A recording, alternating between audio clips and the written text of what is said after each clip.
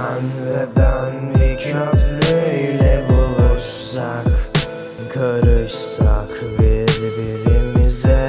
Sen ay parçası, ben bir yıldız misali, aydınlansın dünya. Sen ve ben bir köprüyle buluşsak, karışsak birbirimize. Sen ay parçası, ben bir yıldız misali, aydınlansın dünya.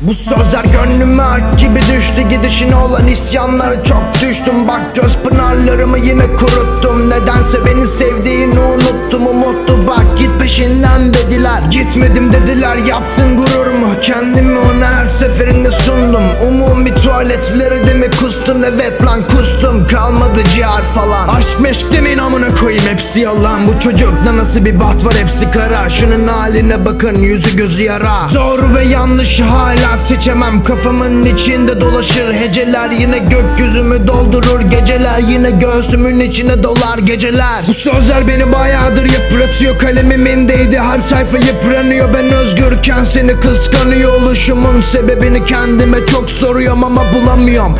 Bulamadıklarım beni çaresiz ve halsiz kılıyor. Bir ömür sığdırılan bu yalanlara beni suçlu gibi bir mahkum kılıyor. Ama kılmasın çünkü bir suçum yok. Bir suçtan ötürü hiçbir şeyim yok. Bir kuş kadar özgür olamıyorsak neden bu dünyanın kahrını çekiyoruz? Ama kılmasın çünkü bir suçum yok. Bir suçtan ötürü hiçbir şeyim yok. Bir kuş kadar özgür olamıyorsak neden bu dünyanın kahrını çekiyoruz? Çekiyoruz, çekiyoruz, çekiyoruz, çekiyoruz, çekiyoruz, çekiyoruz, çekiyoruz.